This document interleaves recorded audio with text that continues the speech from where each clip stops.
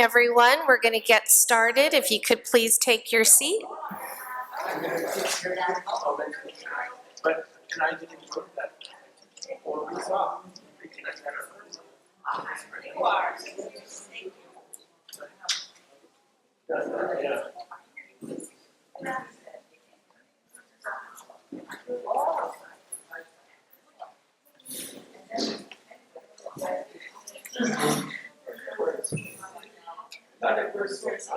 Okay, thank you so much for being here this evening. We're going to begin the meeting at 7:01 p.m. This is our monthly Berryessa Citizens Advisory Council meeting, and I am Dr. Roxanne Fuentes, the president of BCAC and the proud superintendent for the Berryessa Union School District. I also want to just give a shout out to all of our veterans in the office, or I always think of office as our district office, but as our community center space. If you've served in our military, we're going to be honoring you tomorrow. Could you please stand if you've done military service? Thank you so much. We appreciate your contributions very much and look forward to honoring you tomorrow and every day for that time served. And so next I'd like to transition to our minutes. Ty?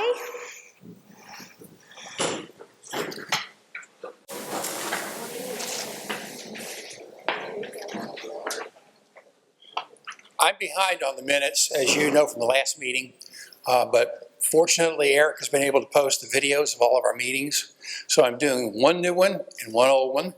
There are copies of 2 of the session's minutes on the table outside. I got 15 copies. If you run out and you want one, let me know. I'll get one to you electronically. So next month I'll have 3 more for you, and we will be up and current. So that's where we are. Thank you. Thank you, and next we'll move on to our treasurer's report. Susan. Good evening, everyone. I have the treasurer's report for the month of October 2025.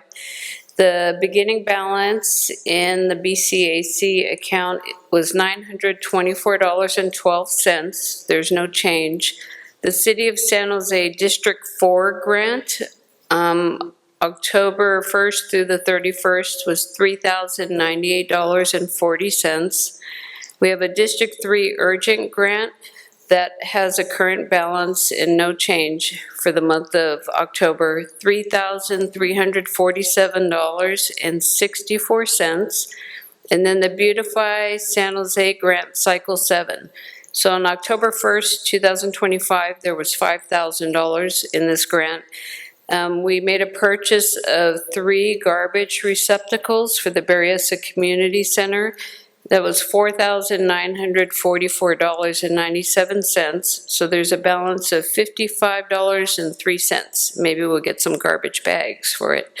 And that's all for the budget. And if anybody would like to join, pay a membership, it's $10 for the year. We only have 1 month left, but I'll grandfather you in January. We appreciate, anybody that joins as a member, but you can always come here for free. So thank you.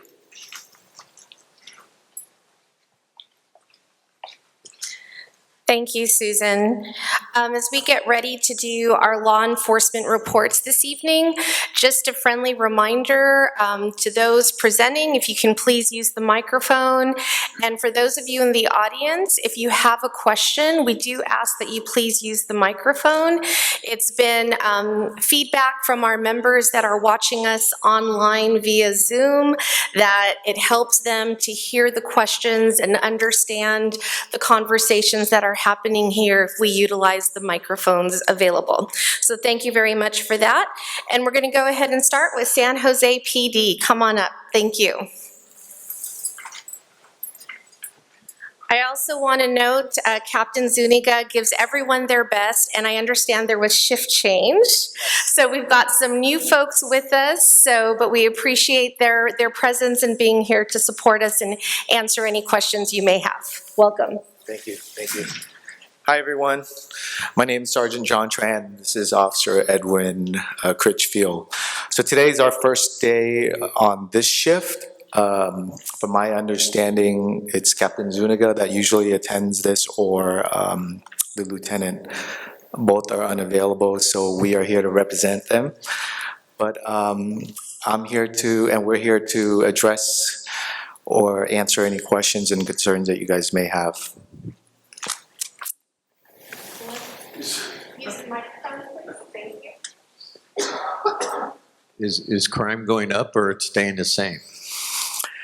Depends on what you're referring about, but I think our violent crime is for sure, and I apologize for our radio, we're gonna have to keep actively listening as we're also working. But violent crime, I do see that it tends to have dipped, but in regards to this area, I can't, or I don't have that statistics in front of me. I came from the central area, so I won't be able to answer exactly. Are you referring about violent crimes or property crimes? No, I was just referring to what, is the community safe? Or maybe I shouldn't say is it safe? Is there a trend towards more violent crime happening, or there's not? I don't see that, and I don't see anything in particular other than what my knowledge of patrol-wise is just a lot of smoke shop burglaries and things and trends like that I've been up to date with. But in regards to just the violent crime, our homicide rate kind of stayed the same in regards to the last several years. Well, that's good to hear. Thank you.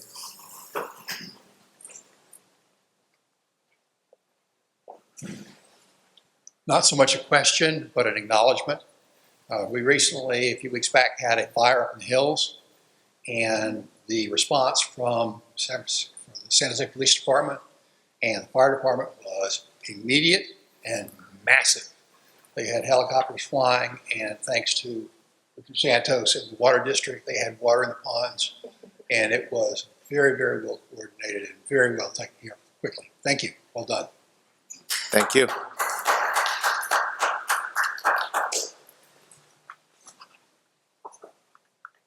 All right. Thank you very much. We appreciate it. Well, thank you for having us. If you guys need anything, feel free to call, and we'll be around too. Thank you. Thank you so much. Appreciate it. Yeah.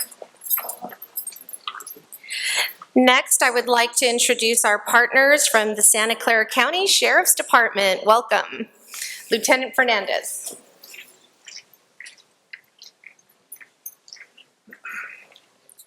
All right, good evening, everybody. Lieutenant Tyler Fernandez from the Santa Clara County Sheriff's Office. I'm your guys' headquarters watch commander, so I oversee the jurisdiction for our Edward 1 beat in your guys' area.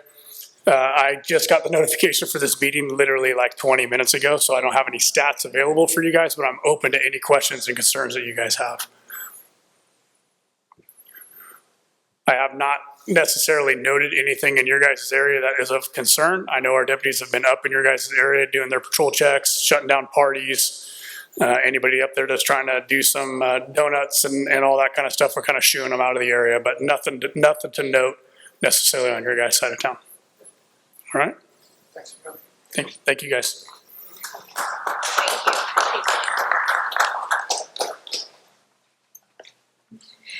And last but not least, our partners from the CHP. Come on up. Thank you for being here tonight.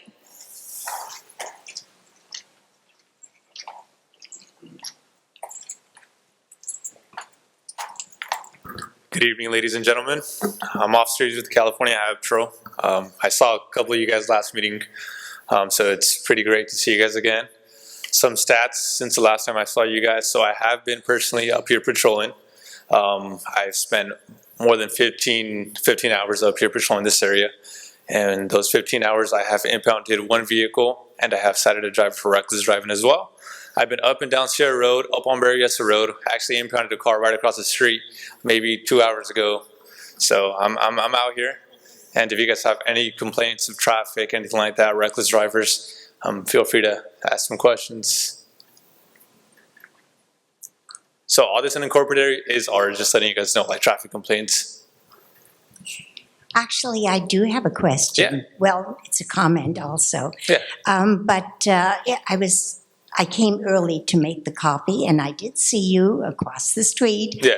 You had pulled up, I guess, a black car. Black Jeep, yeah. Yeah. Little track Was he, hawk. was he speeding? So he was going 70 miles an hour. Oh. Yeah, down to Berryessa near Piedmont, and then he came down. Modified exhaust, expired registration. There was some pedestrians too, and 70 miles an hour is just unacceptable in this area. So he took his car. Yeah. I also noticed that going the other direction, going towards the hills, there were lights flashing, yellow lights. Did that have something to do with you having the traffic stop? I'm not sure. Was that further eastbound? Mm-hmm. I'm not too familiar with what's going on down there. Oh, okay. Yeah. I'm not too familiar with what's going on down there. Anyway, it's nice to see you Yeah, because yeah. we haven't seen anyone from the Highway Patrol in a while. Yeah, yeah. Thank you. Yeah.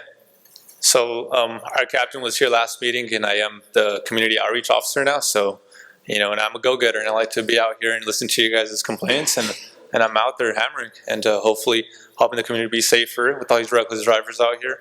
And I want to make an impact, so I'm here for you guys. Okay? Cool. Any other questions? Cool. Thank you, guys.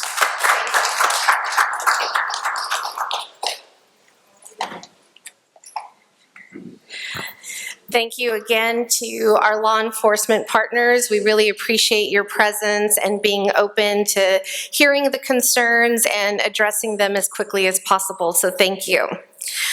And next, we're going to go into this evening's presentation, and that will be a 311 app presentation given by Chelsea Palacios, who's the Public Information Officer for City of San Jose. So let's give a warm welcome to Chelsea.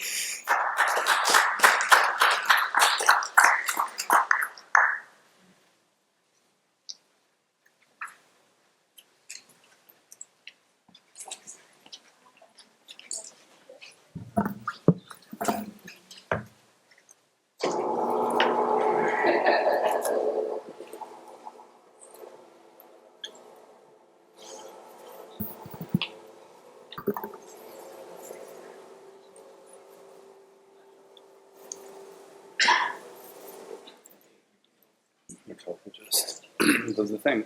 Put it up.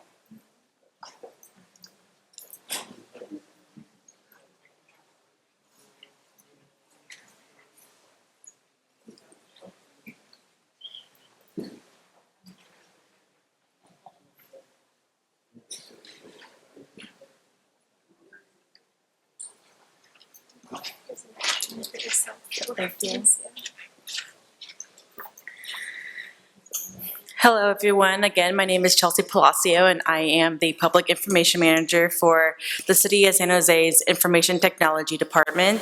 So as you can see, I need technology to do my job.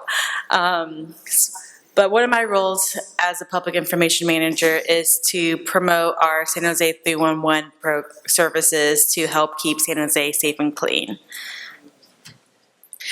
From a show of hands, how many of you have ever used San Jose 311, logged in, or even submitted a report? Awesome. Not sure why I'm here then. Just you want to know more, and that's what I'm here. So of course, to access San Jose 311, you can access it through a computer, going online to sanjoseca.gov/311. You can also access it via your cell phone through our San Jose 311 app. Or, of course, you can call us by calling 311 if you're in the San Jose city limits, or walking into City Hall. On our first floor, we have our information desk.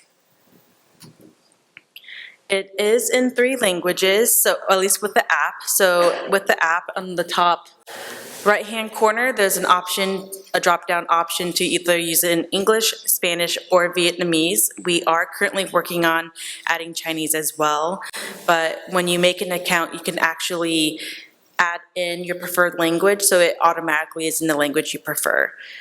But if you call 311 or go in person, we do have language accessibility resources, so we can help assist residents in other languages outside of those three via the app.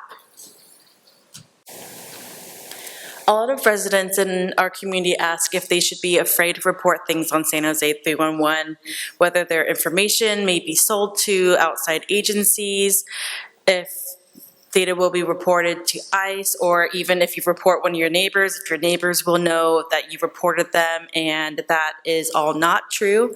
Your information will not be sold to anyone. We do not share your information with anyone who investigates immigration, and the information you provide is only used to serve you. So making sure that our city stays safe and clean, making sure that our potholes are filled, trash is picked up, so you can just enjoy the community that you live in. And my presentation is in 4 languages, so I will leave up each language on the screen for a couple of seconds, just in case someone needs to read it in their language.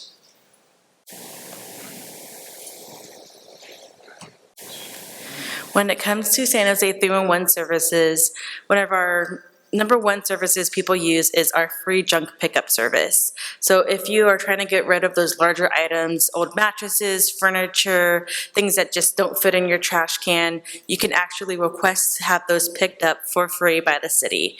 And you can either call, again, go online, or use our app.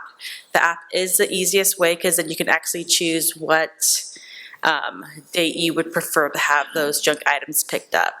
But of course, you could also report issues like potholes, vehicle concerns, graffiti, streetlight outages, and a lot more on the app or calling, or of course online. But please note that with some requests, not all will result in an investigation or have an actionable item that will send out a city staff to actually perform a duty or resolve the concern. For instance, our vehicle concerns. There's a lot of vehicle concerns that we want to know about and we want to resolve, but due to staffing or budget, the city just does not have the capacity. However, your reports can help us propose those actionable items to our budget meetings, to our city council meetings, so we can actually have the ample staffing to perform these duties. And these include lived-in vehicles. Right now, our parking compliance is driving on every single street or hitting every single street every month.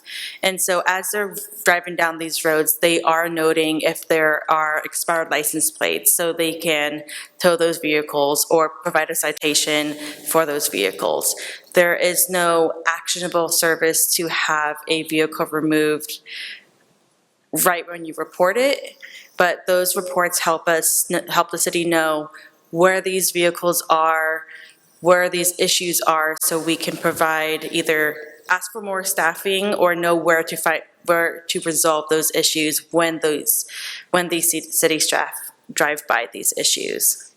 And so that includes trash and sewage around a vehicle parked in a park, creek, or trail, a vehicle on private property, and if there is a vehicle on private property, you as the homeowner do have the ability to also call SJPD to have those removed if there's an immediate concern or urgent reason for that car to be moved.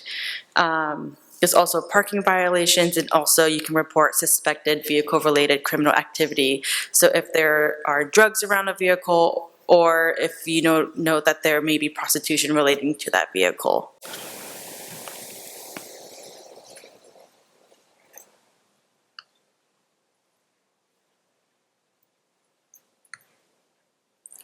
So when it comes to submitting a request through San Jose 311, there is a process to how these concerns are processed through the city, because different departments may have their own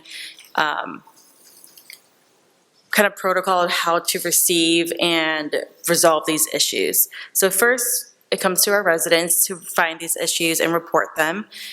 And after you report them through San Jose 311, then our 311 technology, which is why it's housed underneath IT, sends it off to each of the departments. So it'll go into each department system to create a new ticket for those staff to handle and resolve those issues. And once those relevant teams accepts, reviews, and resolves your request, then in their system, they will mark it as complete, which will update San Jose 311, which then will update you guys to know that we completed it, or that we now know about that issue, or if the issue may have already been taken care of by a previous report, either a minute before or earlier that day. And that's when San Jose 311 will come to you and provide that email if you have an account saying where we are in the progress and when it's completed. And then right here is a QR code if you want to scan, if you want to learn how to report 311 issues in your own language. But if we'd like to do that, raise your hand and I can go over this real quick. Okay. There's also ways to, so before I go into ways of accessing 311 again, when it comes to requesting free junk pickup, so I just want to walk through those steps real quick, just because there are some additional steps to make sure we're meeting those expectations of our residents. So first, you will click the junk pickup icon, which is a little couch, and then you'll see here in the slides that I'm actually logged in, which makes it a little bit easier, but you do not need to be logged in to request free junk pickup. It will note that you can only put out 12 items each time. However, you can use free junk pickup as many times as you'd like. So each pickup may be 12 items, but you can use the service as many times as you'd like throughout each year. And you can also, we also refrain from picking up hazardous items just to make sure our streets stay clean, so no glass, oil, paint, or pressurized tanks, to make sure that we're picking up safe items.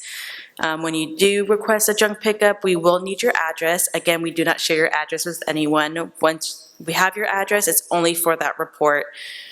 And your phone number, just in case we need to contact you if there's an issue with finding the items that you put out, or if there's an issue with the date. On the next, after you press next, you'll see that there's a list of items that you can put out to make it a little bit easier, so you don't have to keep typing every single item. So you can add in each item, but there is another option that you can add in. And then you will the next screen will be to request the location. And you'll have the little drag pin. Once you see that pin, you'll click the X icon above it to know that you accept that you're going to be dragging the pin. And then you'll use your finger to move the pin to the location, which will be on the side of the street. The next screen will be to choose your preferred date. Again, this is a preferred date, not the actual date that we will be picking up, because the date will need to be also confirmed by the junk hauler. So you will choose your preferred date and then press submit, and then you will receive an email from San Jose 311 saying that we have received your request. And that is the first email you will get. The second email you will get will be the actual confirmation from the junk hauler of the actual date, confirming if it's the date that you preferred or if it's a new date that will be the closest date that the junk hauler can actually pick up your junk. Does anyone have any questions about junk pickup? Yes. Yeah, excuse me here, but can we report illegal dumping on a road and send that to 311? Yes. So junk pickup is for if it's your junk being picked up. However, if there is junk on the side of the road that's not yours, then you can report that as illegal dumping. And the reason why we have that separate is to have data on how many of our residents are actually using our free service versus how many residents may be just dumping illegally. And yes, thank you for the question. And this is just a reminder screen that there are 2 emails that you will receive when you request junk pickup. So again, the first one is from 311 saying that we've received your request, and the second one will be from the junk pickup team that they will be picking up your request on a very specific date. Yes? Can Can you add an item to be picked up once you put in your first, say, 5 items? So as of right now, there is no option to add, but if you call 311, you may be able to add that item if it's not already processed.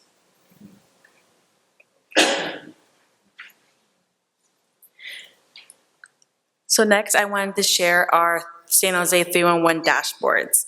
These are available to all of our residents on our San Jose 311 website underneath dashboards. And this is the city's way of being transparent and holding ourselves accountable for the services that we provide through 311. Not only do we show all the requests that we receive by service and location on the map, we also break down these services by council district, by service, as well as by status. So as of this last PowerPoint I updated in April, so we have a lot more requests since April, but at this time, it showed that we had 87.8 thousand requests. However, if you click on the donut, you'll be able to see how many are open, how many are in progress, and how many have been closed.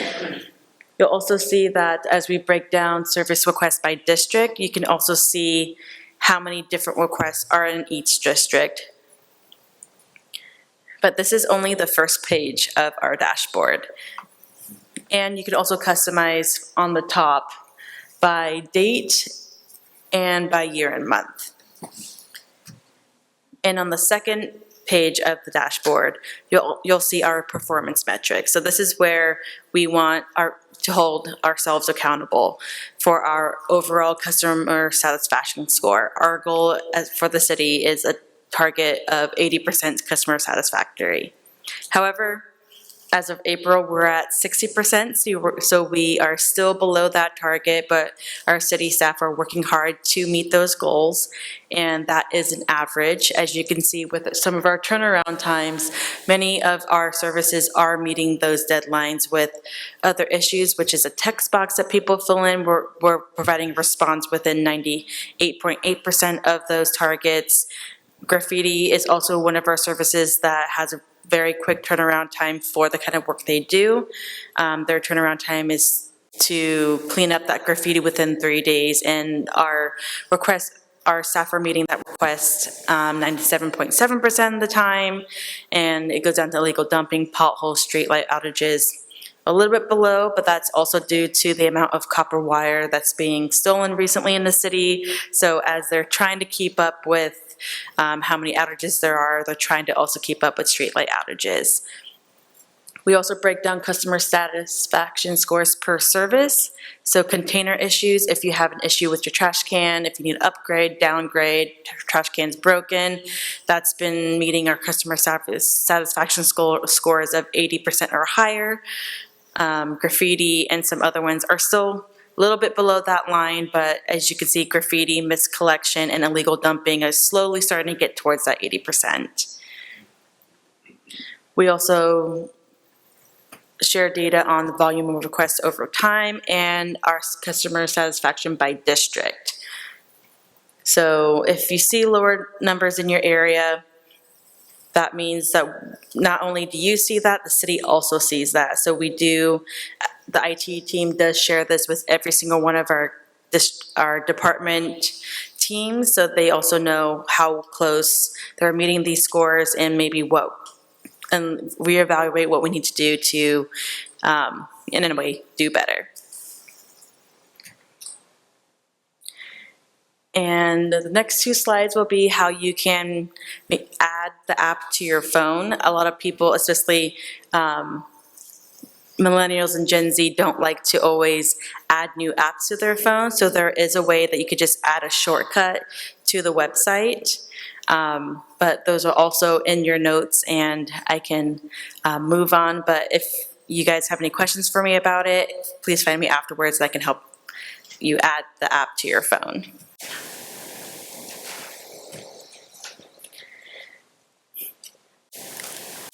Next, I'd like to go over the San Jose Police Department non-emergency hotline and the difference between a non-emergency line and San Jose 311.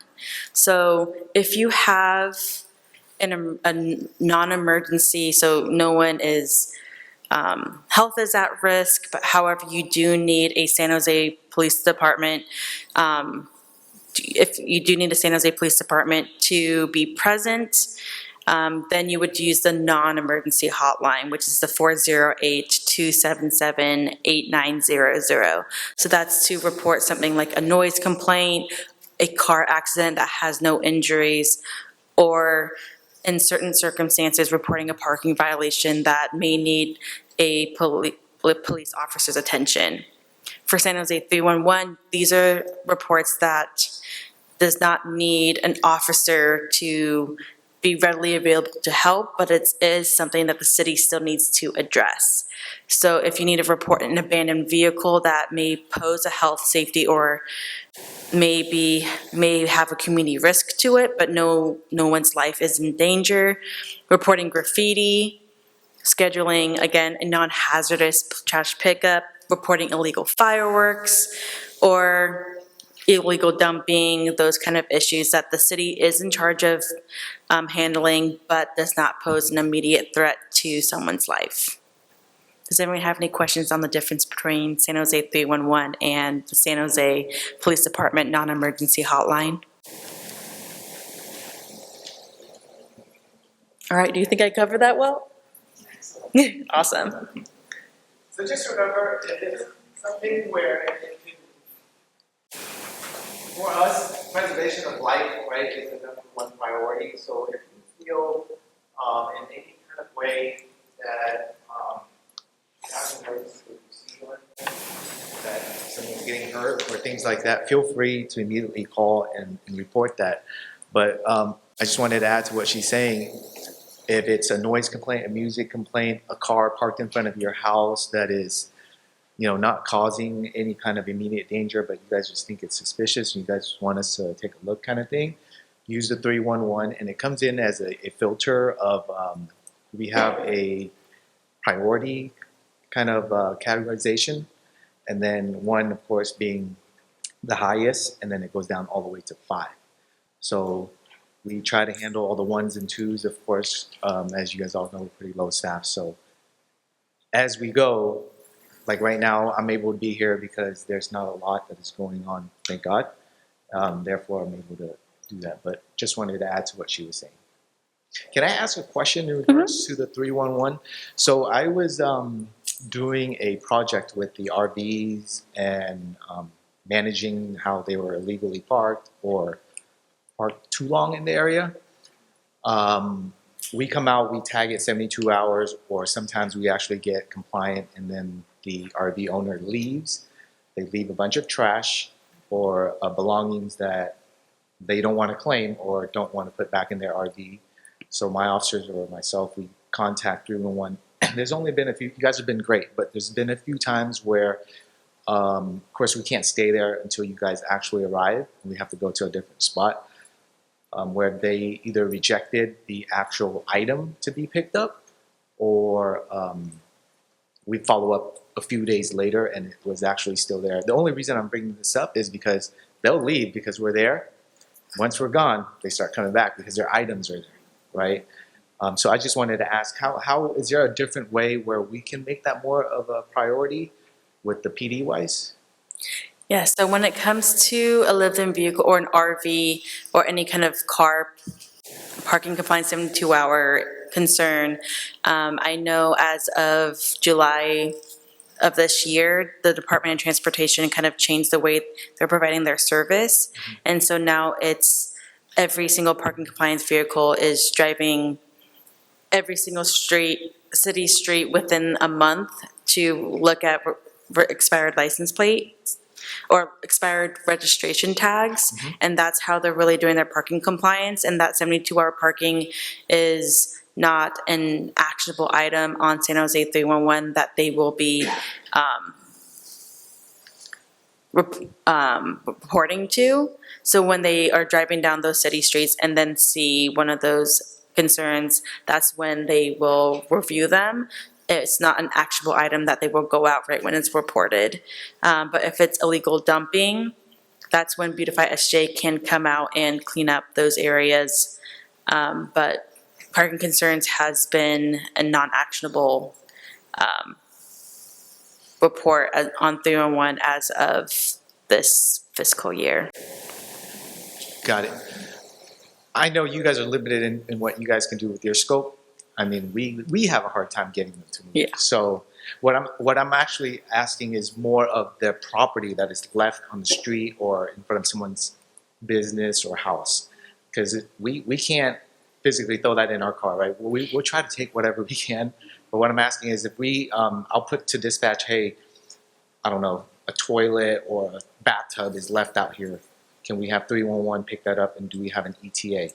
Usually, it's been pretty good. I'd say probably 75%, 80% it gets done, but there are those instances where the items haven't been picked up and then they come back and just keep accumulating more trash, which the reporting party, I should say, or the homeowner or business owner will call back. So maybe you don't have an answer to that now. I'm just wondering, is there a better, or is there a way that PD can put it as a priority to say it's a hazard? You get what I'm saying? Yeah, I would say I don't have a specific answer to that, since I can only really talk to how San Jose 311 works through IT. Yeah. This might be something that we can bring in the Beautify SJ team in to see if maybe there's a better connection with PD that they can have for more of those higher priority pickups. Cool. Thank you.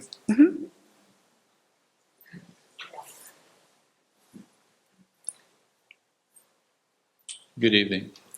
Isn't there, regarding the officer's question, isn't there a policy to pay that people who dump this, they pay them to pick up and dispose their own stuff, and San Jose pays them to do that? Are you referring to the free junk pickup service? Or is it the hazardous waste? I don't know what it's called, but the last couple of meetings, or 2 meetings ago, we discussed this, that the city of San Jose is paying people who are homeless or whatever, dumping their stuff. They pay them to clean up their area, to keep it clean, so the police department doesn't have to waste their time in doing that. Yeah, unfortunately, I don't have that answer for this meeting. Okay. Especially if it's a unhoused initiative Yes. with unhoused residents, that'd be maybe the housing department. Maybe somebody in the audience is more informed than I am, but I kind of remember that from a previous meeting. Thank you. Yeah, it may not be part of the San Jose 311 service, but it may be a service of the cities.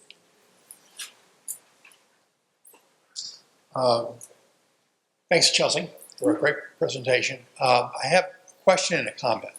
The question has to do with, right up there, there is an island of county sitting inside the geographical boundaries of the city of San Jose.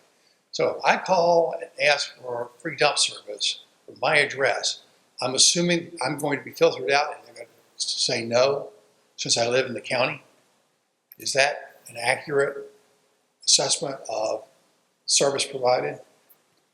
So your address is technically in an incorporated. It is an island of county inside the larger boundaries of San Jose. And it's fairly large, actually, for an island. But it is, we're counted, the city of San Jose's police department is really, really great about servicing quickly because they're on site typically closer than the sheriff's department. But the sheriff's department is responsible for us. And so I'm just thinking that I don't want people in our organization to be disappointed if they call 311 and ask for a free dump service and they get a decline. We don't service your address, and that may be why. My comment is to the gentleman's question. I believe what's happening is the city hires or provides debit cards to people who are willing to go collect trash, and they bring their bags of trash to collection points, and they get credit on their debit card that they can then use to purchase items. But I don't think it's geographically managed in the sense that, Joe, you've got this area, Sam, you've got that area, but rather go collect stuff. Wherever you find it, collect stuff and bring it here, and we will compensate you for that effort. So I don't know if that would be a help for the police department, but I think that's how it works. Yeah, because I know when it comes to illegal dumping reports, that's handled by Beautify SJ. Okay. So I'll look into that, and then if there is something we can do, I can help add more information to that on 311. Another comment here. First of all, I think your 311 app is absolutely wonderful. I've used it for lights being out. I've used it for illegal dumping. I've used it for a lot of things.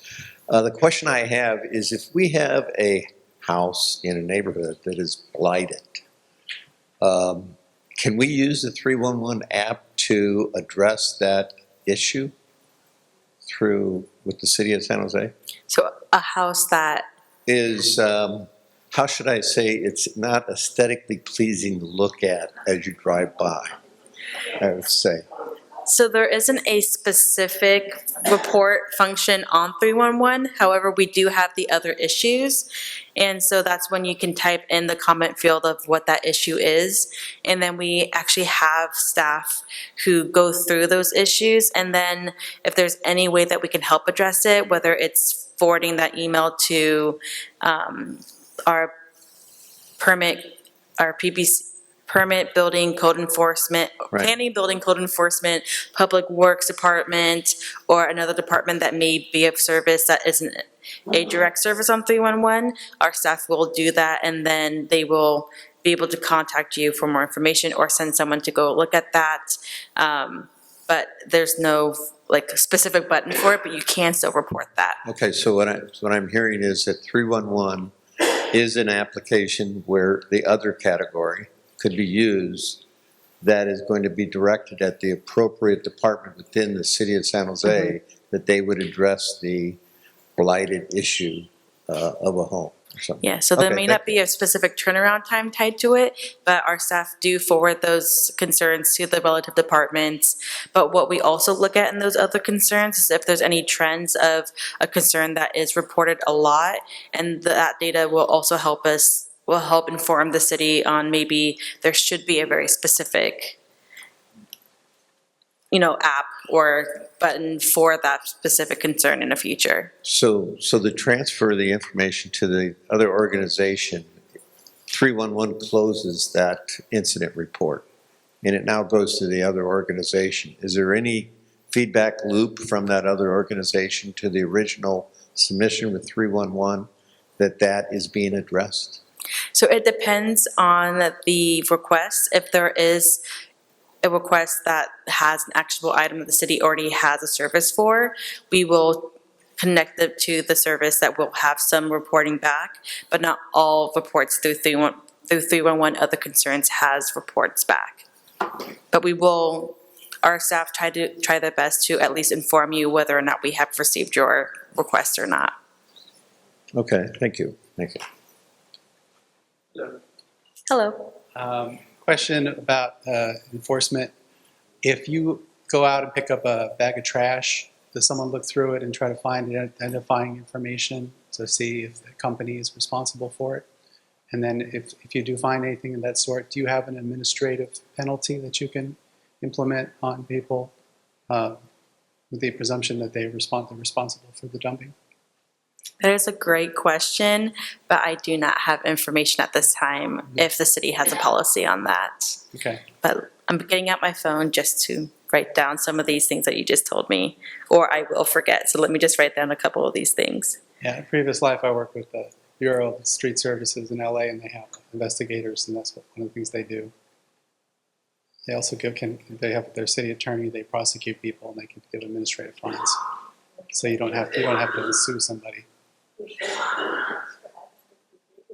I don't know. Copy one. And one thing I do want to know about the living in a county region within San Jose is that one of our goals for San Jose 311 is to actually expand our service so that it's not, oh, this is county, we'll forward that to the county and hopefully they handle that. Or, oh, it's maybe City of Santa Clara or Sonoma Milpitas. We want the city of San Jose's vision for San Jose 311 is to work more like how 911 works. It doesn't matter where you are or where you're from. If you call 911, you will receive those services regardless of what jurisdiction you live in. We are currently working to do outreach with other agencies to see if we can kind of connect our services so that it's more of a seamless government service. So if there's illegal dumping, whoever is in charge of that jurisdiction will get that notification, and it's not San Jose going out of our way to forward that email to a different city or jurisdiction that there's illegal dumping in your area, can you please pick it up? Kind of what I think the mayor announced earlier this week about how Beautify SJ is now helping to kind of clean up those on and off ramps near the highways. And that idea that like if a different jurisdiction can't pick up that trash, could we make it a contract so that the city can still provide the services, free junk pickup or Beautify SJ picking up illegal dumping regardless of who owns that area. So we're still currently working on that, but that is a goal for San Jose 311 to have more seamless services for you guys. Hi. I don't know if this is something 311 can help, or maybe the police or anyone here can help. Just listening to this made me think of this issue. In my neighborhood, there's a situation where a home, the bushes are so grown, we get into, it's almost like I missed an accident a couple of times because I can't see the oncoming traffic. It's a T-junction, and I have to take a left, and I can't see traffic that's coming from me because the bushes so grown. So this happened to my husband also once. Well, so it's not like there was an accident, but it could happen. So I don't know. So how do I deal with this? Yeah, as of right now, for my knowledge, that would still be in other issues that you can report. But there is a pilot we are working on right now called the Road Safety Conditions Pilot. But that kind of expands larger than road conditions, using AI to detect road issues that may even include branches covering signs or overgrown brush that is blocking the right of way. So those are things that we're looking at to try to kind of alleviate residents from having to report these concerns, and we can just automatically detect them to keep our roads and streets safer. But right now, when it comes to residents reporting these kind of issues, this would be other issues. You know, another question, did she go to that person's house? I don't know if they're home or not, but did she go to the North St. Payments? So like that's where this thing is. Yeah. Right. Did you mention that that's a home on private property? Yes. So if she was to go to the person's house and just bring this name, address, or you can mail them that have their address, you have to zip code. You just type up a letter. And they might not know. Yes, exactly.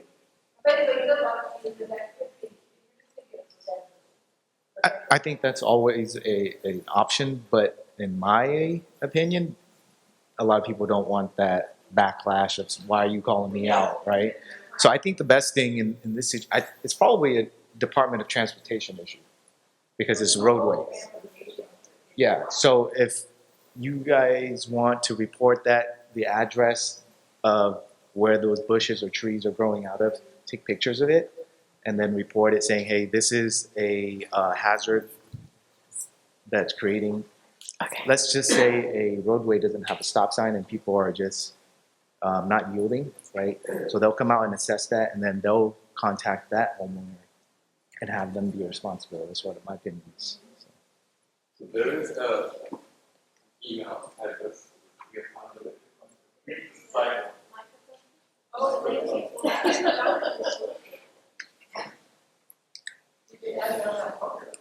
So I have faced this exact issue in my neighborhood too, and also in surrounding areas where I've seen at the intersection of Morrill and Hostetter, we had a big tree branches covering the pedestrian crossing light. So I reported it to trees and sidewalks at sanjoseca.gov. You can tell them that this is happening, send them a picture. They'll come and, either tell the homeowner that, if it's a home, they'll tell them to trim that down, or it'll be a code enforcement. You can do. Yeah, and that is actually a great reminder that if you don't see something online or on the app, the city of San Jose will always still have that phone number you can call, and our customer contact center has all this information to help you guys, whether it is to report a concern, or if you're just trying to find the right department to contact. So if you call 311 asking, there's some overgrown, bushes, I don't know who to really contact in the city for that. We do a warm handoff, so we will connect you to, if it's a Department of Transportation, but we will stay on the line until you're connected to make sure that you're getting in contact with the people you need to. So I just want to remind everybody that we are well connected to our city councilman, and that office is pretty responsive to us normally. So if there's anything outside of the scope of this or something like that, I would call Mara and just, at D4, and they'll get on it right away, and they will follow up with the departments. Thank you. Yes, that's also an option too. And then I have one more slide, and this is the resources that San Jose 311 can offer if we are unavailable to join one of your guys' events. We do provide flyers, as full-size letter flyers, half-size flyers. Of course, you can go to our website. We also have more information on our main city website at sanjoseca.gov under our IT department page. But of course, you can always go online, use our app, or call 311, and we will have staff here to help you.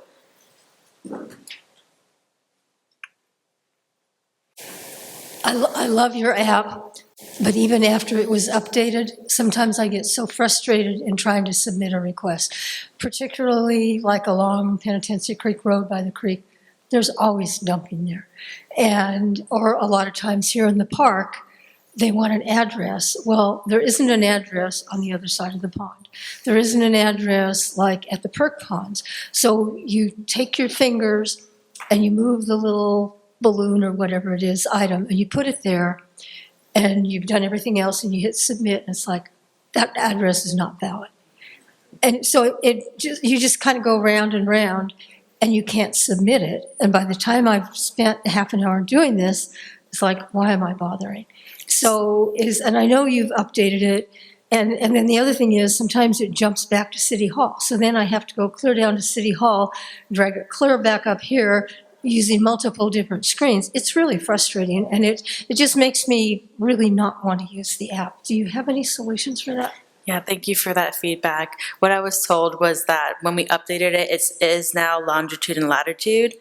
And when you drag the pin, you have to press search before you press next or submit, and that's where it'll lock the position. The only time it won't lock is if it's now outside the city limits. But that's part of our hope to expand and have other jurisdictions be part of our app, because then it won't be tied to city limits. It would be able to be reported and then shared with the other jurisdictions. Well, I've even put in house numbers, like at the Noble Bridge and Penitentiary Creek Road. There's stuff there. So I'll use a house number across the street, and it won't accept it. It says that's not, maybe because Ty just said those are county, maybe that's county. Yeah, I don't know, but it truly is very frustrating, and it takes what seems like this should be a really simple process into something that, why am I bothering? And this probably doesn't have anything to do with the app, but since there is always dumping along Penitentiary Creek, can't the city or somebody just every Monday morning go out and just drive up and down and pick up all the junk that people do it? Because sometimes there's a lot of stuff. Sometimes it's a tire. Sometimes it's a washing machine. And I know I report them whenever I can, but it's a given. There's always going to be something there. So, thank you. And so I was just typing my phone to just note that people are still having issues with location GPS. And then when it comes to finding more illegal dumping on our streets, that is also part of our road safety conditions pilot. As our parking compliance vehicles are constantly driving on the city streets, we are testing an AI technology to automatically submit 311 requests, so then we don't have to have our residents report them.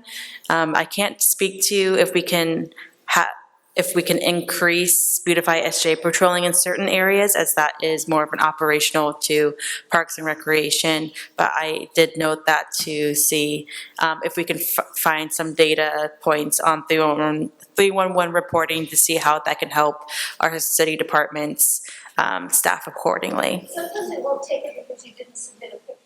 If I'm driving, no, it'll take some.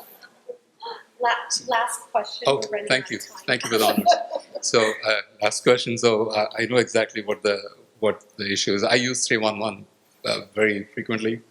Right, this morning also I used 311 to report a pothole, and it was filled by the evening.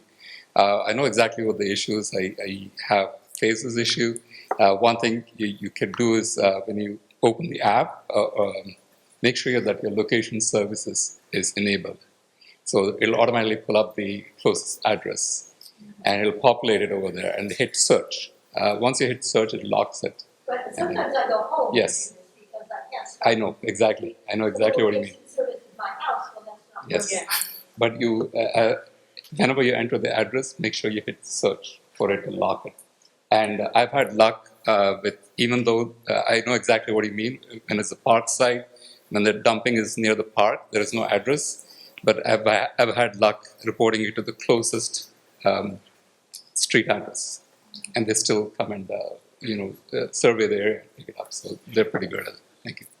Yeah, and last thing is that if you do still have issues with something, at the very bottom of the app or on the website, there is a send feedback. We do have staff reviewing the feedback, and we do look at those and try to do our best to address those issues too. So whether you email me, call 311 to provide feedback, or use the send feedback option at the bottom of the screen, we are here to listen to your concerns and update the app as best as we can, and trying to make sure that we keep our city safe and clean. Thank you all. Thank you.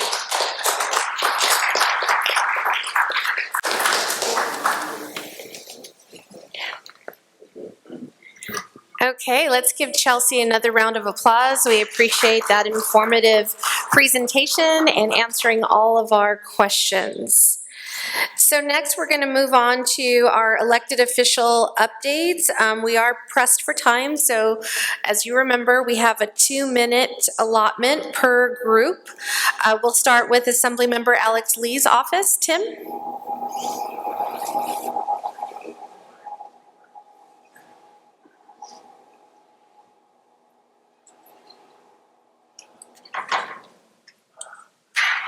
Good evening, everyone. Excuse my appearance tonight. I haven't been feeling well, and I won't be able to make the next month's meeting. But tonight, I do want to report that the Assembly member had 8 of his bills signed by the governor and chaptered into law. And so I had been passing the list, so you can take a look at that. The big bill that we were excited about was a statewide ban to declaw cats. And declawing is actually an amputation. It's not just nail trimming. You can still do nail trimming, but so there will be a statewide ban beginning January 1st. So we're very proud of that. And I do want to report that we are planning a job fair at the Santa Clara County Clerk Recorder building off of Tasman and First out there.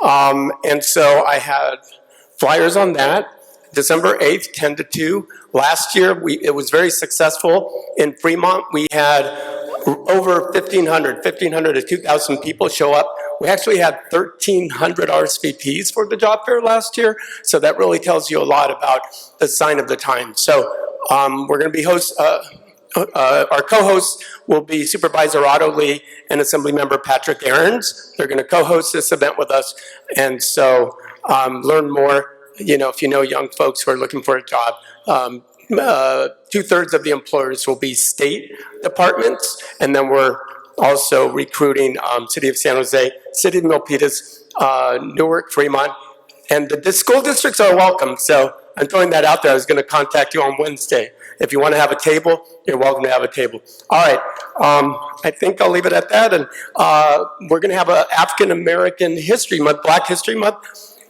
in February, but we are planning it at the Emmanuel Baptist Church on White Road, so that's close to all of us. I'll keep you informed about that event as it goes on.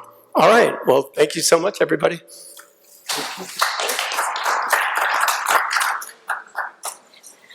I know Councilmember Cohen sends his regrets this evening. Anything from the mayor's office? Sure.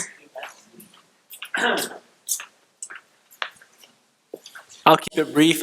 So as part of revitalizing the Guadalupe River Trail and also making Columbus Park usable and by baseball teams and by families again, November 22nd, that'll be next Saturday, we will be having a beautification event that will include several things such as painting the areas, mulch spreading, tree plantings. So if you're interested or if you happen to know any high schoolers or anyone who needs those hours, feel free to send them our way. We're more than happy to take them. And also next week we'll be kicking off the first of our series of amazing events, sporting events. We'll be having the National Women's Soccer League flag raising at City Hall, and then November 22nd, that'll be the same day as the cleanup, and the evening we'll be hosting the championship game, and that'll just be a series of exciting events. As I'm sure you've heard, we'll be there'll be the Super Bowl, there'll be March Madness, World Cup, all sorts of events happening in and around, and we'll be having events in San Jose. And tomorrow, if you are a veteran or have veterans in your family or friends network, Plaza de Cesar Chavez will be having the annual Veterans Day Parade. So please stop on by. It's free and it draws a crowd every time. So thank you very much.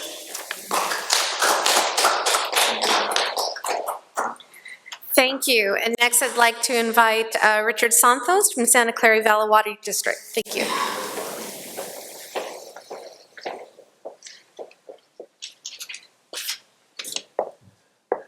Good evening. I'm your director of the Santa Clara Valley Water District. And I was just talking to the sergeant here, and by the church over here on Sierra and Morel, there's like 4 motorhomes that have been there for years. It goes off and on. So he said, yeah, we'll look at it. I said, well, it's a 72-hour tag and see if you have them take a hike. The good news is it's supposed to be this year, it's supposed to be a light El Nino. So that helps, we hope, with the flooding, but of course, precious water. And I believe it's going to start Wednesday and Thursday. When I was here earlier, I was talking to a young lady, asked me about purification of her water. You got some of the best water in the world right here in Santa Clara County. I don't have a purification. And our standards, federal and state, are more restricted than the bottled water that you're drinking. And so we do also have bottled water, our partnership with the city of San Jose and Santa Clara, and our purification plant that Valley Water runs. And right now, we have demonstration water. It's wastewater. It is now purified. And right now, we can go ahead and give it away, and so on we are. And we're running out. People are coming all the time. In fact, we just had a tour with 10 legislators, potential, from high school with the Assembly Members Lee office. And I was able to take some pictures and walk with these young children. They educate them about our water. 2 of the issues, there's the Sites Reservoir in Colusa County, and the Sisk up here in St. Louis Reservoir. There's partnerships. They're gonna raise Highway 152 up higher and expand the dam. Santa Clara Valley Water District is not considering, there's some shares and some agencies dropping out. We're gonna take those in. So it all depends on the funding. But every chance we have an opportunity, we're doing it. CETA calls me again and says, thanks for having water at the Bob Gross ponds. Well, It's my pleasure, because those fires have to be put out and we need water. Ty asked me a long time ago, and Susan and Mike Cross went with me to the Bob Gross Ponds. That's owned by the city of San Jose. They're responsible for the maintenance, and that's their job. My job representing you is to make sure that water is taken care of, the aquifers and the sludge is removed.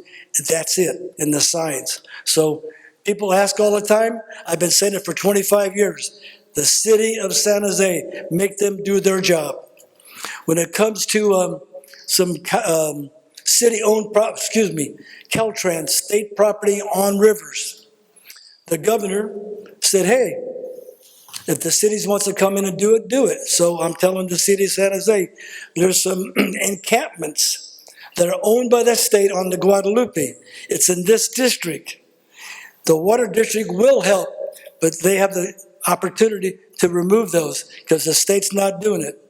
We just went down to South County. We went in and cleaned up a whole bunch of encampments. Here's what we found: weapons, guns, drugs, you name it. So I hope with this 58 cents tax increase from the county that they buy and take care of the mental facilities that is needed. We need our law enforcement to go in there and arrest these criminals. Get them out of here. But the people that need help, let's help them. It's just common sense. We met with San Jose Water Company. They're now a corporation owned by a company out of Connecticut. So they're talking about wanting to be a partnership. Well, we're always open as long as you pay your fair share. And with that, let's take a moment. If you see a veteran and that veteran needs a meal, why don't you buy him one or her? Me time. If you see a veteran, say, thank you for your service.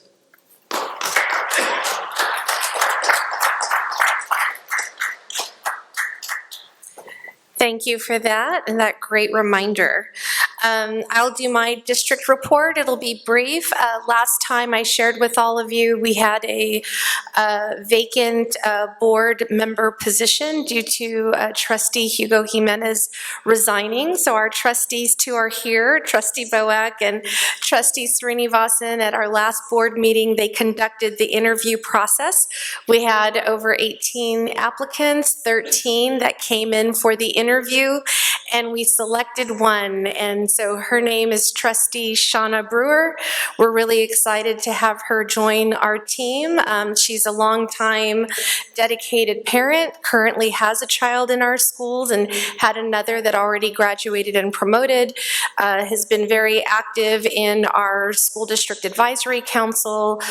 She was part of our school consolidation committee last year, so has been really engaged with, the challenges that our district has faced, and so we look forward to her partnership on our governance team.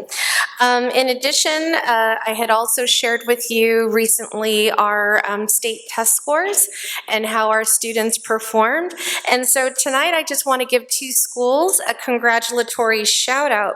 There's a program called the Educational Results Partnership, and they review all of the state assessment data for all of our school districts, and they create a California honor roll based on that data for schools that have shown consistency with student achievement and overall improvement, especially with targeted subgroup populations.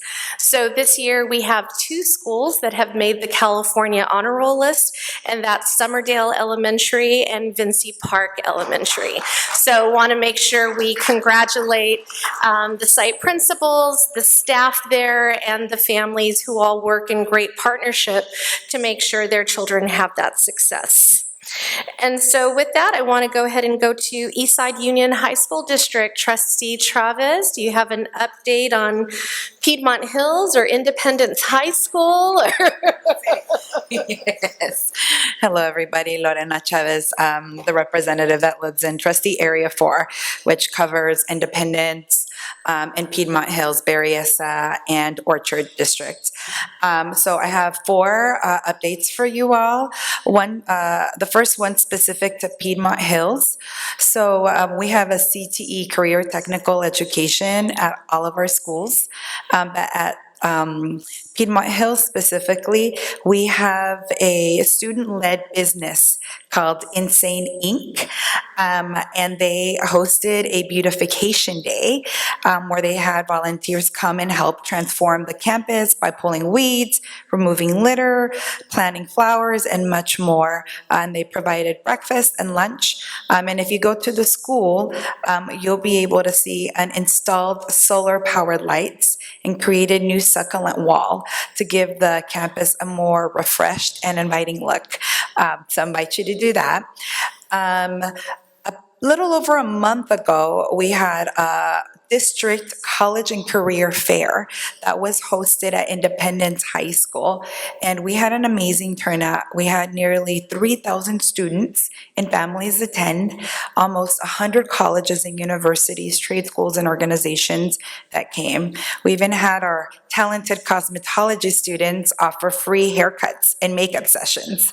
It was a huge hit, and we look forward to doing that again this upcoming year. Another highlight from Piedmont Hills High School is we had our Teacher of the Year, Crisia de la Rosa. So not only was she Eastside's 2024-2025 Teacher of the Year, she was sent to Santa Clara County Office of Education to be recognized along other educators in the county. And from there, believe it or not, there's a statewide recognition for 5 teachers across the state. And Crisia was recognized as one of the 5 teachers across the state of California. Yes, huge shout out to Crisia. She, one of the things that she said, a quote that I thought was really powerful, I want to share here.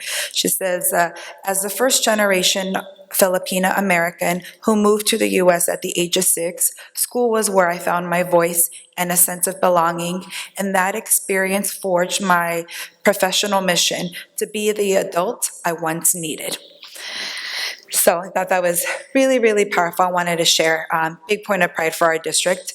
And then the last thing is, if you have kids around or grandchildren, you probably know this is around the time where they start applying for college. FAFSA application is happening right now. I think it just passed.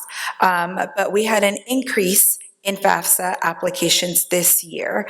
So that's a huge success that I wanted to share, even higher increase from last year. So those are 4 updates from Eastside.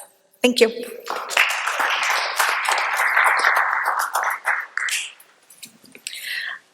Okay, and I know Lilia has not had a meeting yet for our senior commission, but next time we look forward to your report.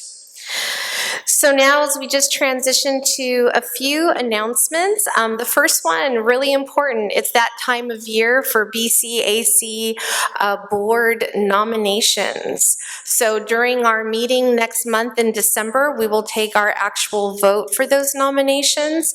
If you look at the bottom chart on the agenda, you see that we do have vacancies. We have at-large positions.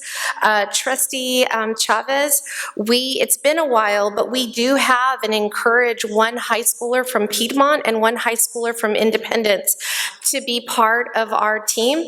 And it's been, I think, 2 years since we've had high school participation, and it's a wonderful opportunity. And I personally write letters of recommendation for those college applications for their service and being part of our group. So really like for them to get more involved with us. So if you could help with that, that'd be great.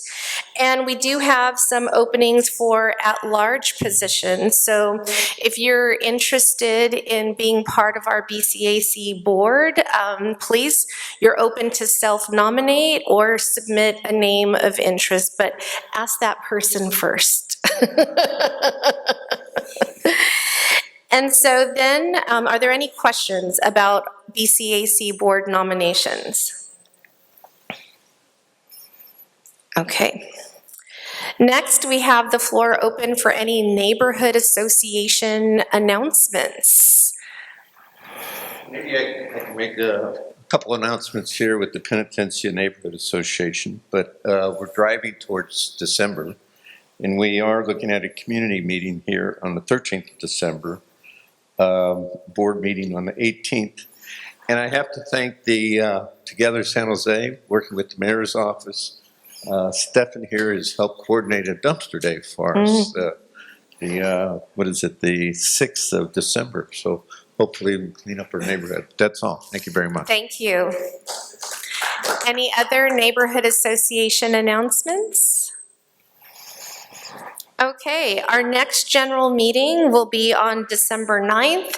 As I mentioned, we will do our board vote for our next group of leadership here. In addition, it's always our time that we celebrate the holidays, and we will have the orchestra from Sierramont Middle School here to perform for all of you, and they are wonderful, so you don't want to miss that. And then our current board, we have a planning meeting next week on Monday, November 17th at the BUSD district office. And as always, thanks Sita for the coffee and the water and getting us settled for today. We appreciate those refreshments. So everyone have a wonderful holiday and a happy Thanksgiving and a wonderful Veterans Day tomorrow. So thank you so much for being here.